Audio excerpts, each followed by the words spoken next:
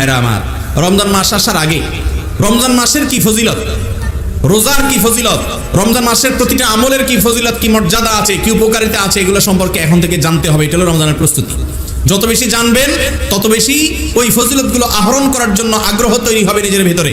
প্রয়োজনে সিয়াম এবং রমাদানের ফজিলতগুলোকে তালিকা করে লিখে আপনার বাসা বাড়িতে, আপনার অফিস আদালতে আপনি সেটাকে ঝুলিয়ে রাখেন, এবং এর মধ্য দিয়ে আপনার মধ্যে ওই যে রমাদান আসছে সেই রমাদানে আমল করার, নেক আমল করার, ভালো কাজ করার আগ্রহ আপনার মধ্যে জাগ্রত হবে, তৈরি হবে ইনশাআল্লাহ।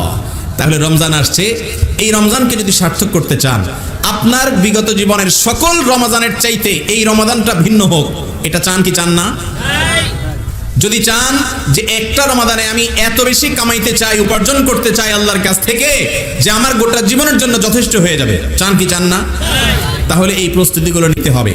প্রথমটা বলেছি আগের সমস্ত অপরাধের জন্য তওবা ইস্তেগফার করা, দ্বিতীয়টা হলো রমাদান এবং রোজার ফজিলত মর্যাদা জানা। এটা হলো প্রস্তুতি। যত বেশি জানবেন তত আগ্রহ তৈরি হবে। এখন থেকে জানতে হবে, রমজান আসার পরে জানলে হবে না। অনেকে রমজানের ফজিলত রমজান আসলে শুনে।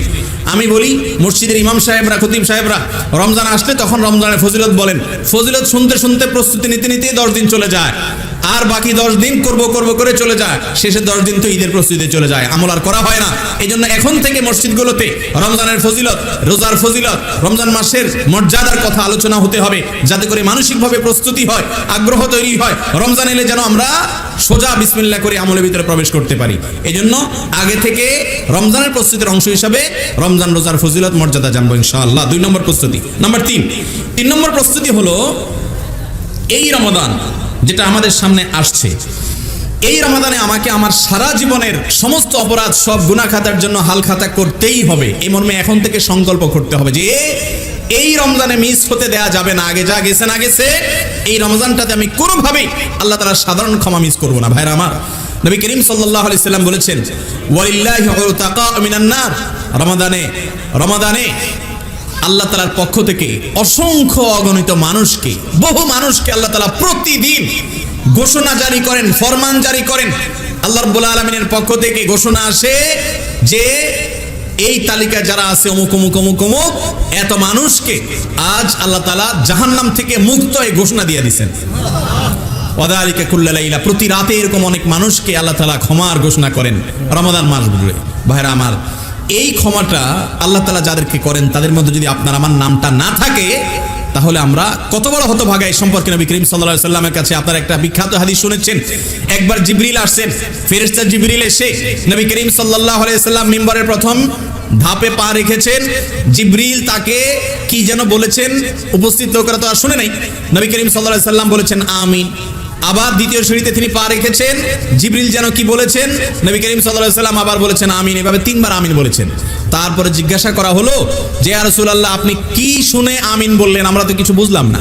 তখন নবী করিম সাল্লাল্লাহু আলাইহি সাল্লাম বললেন যে আমি যখন মিম্বরের প্রথম ধাপে পা রেখেছি, জিবরিল এসে আমাকে বলেছে বাউদা মান আদরাকা রমাদান ওয়া লাম ইগফার লাহ, ওই ব্যক্তি ধ্বংস হোক, ওই ব্যক্তি ক্ষতিগ্রস্ত, কপাল পোড়া, তার কপাল শেষ হয়েছে, সে ধ্বংস হোক। যে ব্যক্তি রমজান মাস পেয়েছে অথচ আল্লাহর দেয়া সাধারণ ক্ষমা সে পায় নাই। তাহলে রমজান মাসে যদি সাধারণ ক্ষমা না পান, তাহলে নবী করিম সাল্লাল্লাহু আলাইহি সাল্লামের বদদুয়ার ভাগীদার হইতে হবে। রাস্তা 2টা, এই মাসটাকে কাজে লাগিয়ে ক্ষমা নিশ্চিত করে নেওয়া, অথবা নবীজি সাল্লাল্লাহু আলাইহি সাল্লামের বদদুয়া, জিবরিলের বদদুয়া পাওয়া। একজন ইমানদার রমজান আসার আগে থেকে তওবা এবং ইস্তেগফার করার জন্য সংকল্প করবেন যে এইবার রমজানে কিভাবে তওবা করতে হয়। যেহেতু আল্লাহ সাধারণ ক্ষমা ঘোষণা করেন, আমি এখন থেকে প্রস্তুতি নিব। তওবা এবং ইস্তেগফারের জন্য সবচেয়ে উন্নত ভাষা হলো, উন্নত দোয়া হলো সাইয়্যিদুল ইস্তেগফার। এটা দেখে দেখেও পড়তে পারেন, মুখস্থ না থাকলে অসুবিধা নেই। লিখে আপনি সেটা দেখে দেখে পড়েন, অথবা ইউটিউবে আছে সেখান থেকে শুনেন, আস্তে আস্তে মুখস্থ করে নেন। আরবি না পারলে বাংলা পড়েন। আল্লাহুম্মা আনতা রাব্বি লা ইলাহা ইল্লা আন্ত, হে আল্লাহ আপনি আমার রব, লা ইলাহা ইল্লা আন্ত, আপনি ছাড়া কোনো ইবাদতের উপযুক্ত সত্তার কেউ নাই। খালাকতানি, আপনি আমাকে সৃষ্টি করেছেন। ওয়া আনা আবদুক, আমি আপনার দাস, আপনার গোলাম। আমি আল্লাহ, আমি আপনার গোলাম। ওয়া আনা আলা আহদিকা ওয়া ওয়া'দিকা মাস্তাতা'ত, আপনি যে অঙ্গীকার নিয়েছেন আপনার আনুগত্য করার, আপনার রুবুবিয়্যতকে স্বীকার করার, এই অঙ্গীকারের উপর, আপনার সঙ্গে করা ওয়াদার উপরে আমি যতটুকু পেরেছি আমার সাধ্য অনুযায়ী চলার চেষ্টা করেছি। কিন্তু যতই চেষ্টা করি না কেন ভুল তো হয়েছে।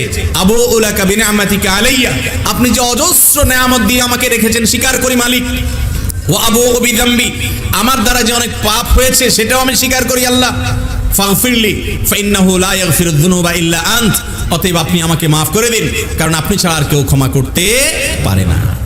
সাইয়্যিদুল ইস্তিগফার, এটা বেশি বেশি করে পাঠ করতে হবে।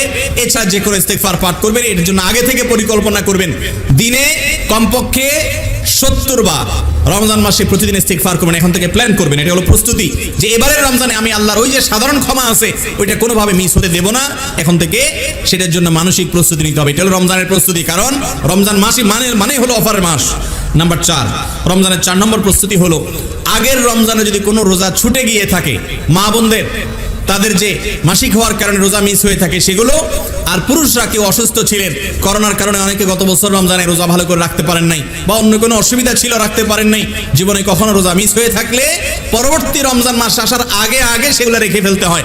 আম্মা জান আয়েশা রাদিয়াল্লাহু তাআলা আনহা থেকে বর্ণিত, তিনি বলেছেন আমার আগের বছরের রমজানের যে রোজা সেগুলো আমি রাখতে পারতাম না, দেরি হয়ে যেত, কারণ নবী করিম সাল্লাল্লাহু আলাইহি ওয়াসাল্লাম আমার সঙ্গে থাকতেন, আর তার উপস্থিতির কারণে আমি তার অনুমতি ছাড়া রোজা রাখা কঠিন ব্যাপার এবং শরিয়া গ্রাহ্য নয়, তো সেজন্য আমি অপেক্ষা করতাম। শাবান মাস আসলে নবী করিম সাল্লাল্লাহু আলাইহি সাল্লাম বেশি বেশি রোজা রাখতেন, তিনি নিজেও রোজা রাখতেন, এই সুযোগে আয়েশা রাদিয়াল্লাহু তাআলা তার কাজা রোজাগুলো রাখতেন।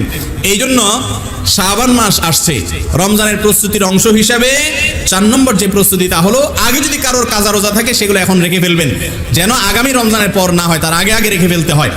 যদিও যাদের রোজা কাজা নাই তাদের আর এই প্রস্তুতিটার ব্যাপার নাই।